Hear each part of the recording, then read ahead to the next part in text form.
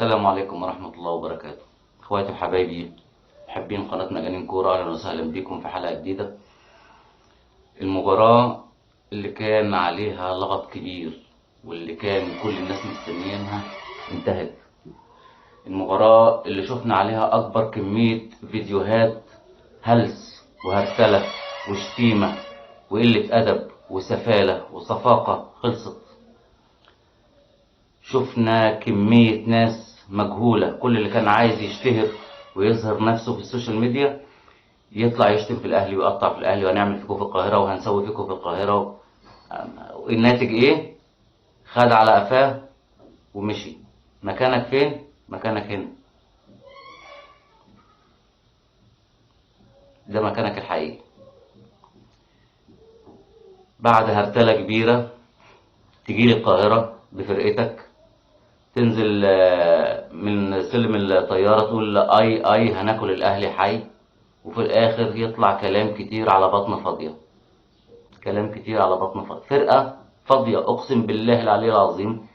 الهلال السوداني ما فيها لاعب يتخاف منه، اللي تشم فيه ريحة الخطورة لو جنب منه لعيبة تقيلة سنداه هو لاليبو، ومتشكرين على كده. ما فيش فرقة كلها ما فيهاش لاعب يوحد الله يتخاف منه.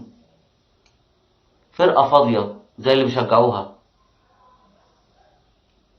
شفناش حاجة. الأهلي كان بيلعب نفسه، وشكر كبير للجمهور اللي راح، اللي عرفنا إنه كان متسحر بره الملعب، وأول ما فتحوا الاستاد دخلوا فطروا جوه.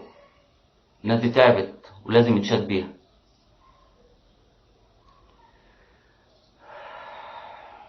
أول امبارح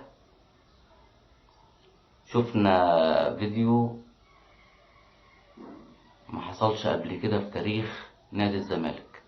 في تاريخ نادي الزمالك كله ما حصلش، ما شفناش. ادوا الحديدة المايك لراجل كبير في السن، عنده يطلع 70 سنة ولا 80 سنة.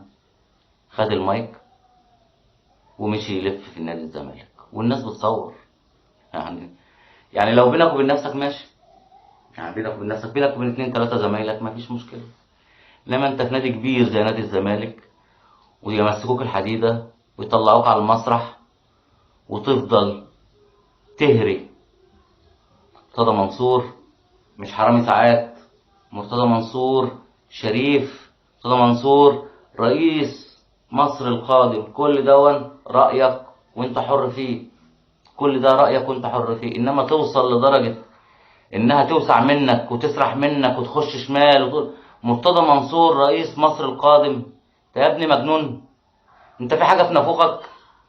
رئيس مصر القادم ايه؟ وانتوا عارفين تخلوه رئيس عليكم لما تخلوه رئيس مصر القادم؟ هو عارف يأكلكم لما هيأكل بلد 110 مليون؟ هو عارف يجيب لكم موارد، يلاقي لكم موارد؟ ده بيسمسر من وراكم. ده انتوا شويه معاتيه مختلين عقليا. اقسم بالله مختلين عقليا. الراجل ده مثبت ومكلبش في رئاسه الزمالك عشان خاطر المصالح اللي بتطلع له هو واولاده. انما انتوا مغيبين، كل واحد فيكم مصدق نفسه. الاسد جه، الاسد رجع، الاسد راح، الاسد مش عارف ايه. دي مشكلتكم، انتوا احرار. انما تغلط في الاهلي ورموز الاهلي لا. تقعد تلمح اللي ما سرقش ساعات، ما عملش ساعات، ما عملش مش عارف، وانا اسمي مش عارف ايه. ما هو العيب مش عليك. العيب مش عليك، العيب على المسؤولين اللي في البلد دي اللي ساكتين. العيب على جهاز الاعلام اللي بيشوف البذاءات والسفلات اللي بتخرج من قناه هزها تجيب رزقها، ويسكتوا ساكتين. فانتوا لازم تزيدوا. قناة هزها تجيب رزقها كل يوم تعمل فتنة. اللي وصل مباراة الأهلي والهلال السوداني للمرحلة دي قناة نادي الزمالك. هي اللي وصلتنا لكده. إن بلدين يعادوا بعض. حاول قبل كده في ماتش الوداد، حاولوا قبل كده. قال لك محمود الخطيب أنت طلعت شتمت المغرب وشتمت تونس وشتمت مش عارف مين وشتمت مش عارف مين، واللي قاعدين حصل طلع شتم المغرب. حصل. انتوا عايزين توصلوا لايه يعني؟ فين المسؤولين اللي في البلد دي؟ فين المسؤولين اللي المفروض تحاسب على الكلام دون؟ هو ده هزار؟ ده علاقات دول.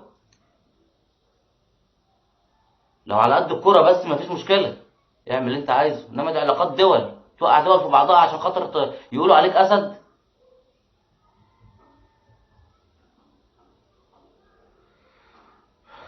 لغايه كده كفايه، ان شاء الله نتقابل ان شاء الله في الفيديو الجاي نتكلم فيه عن فنيات الماتش ده ان شاء الله. السلام عليكم ورحمه الله وبركاته.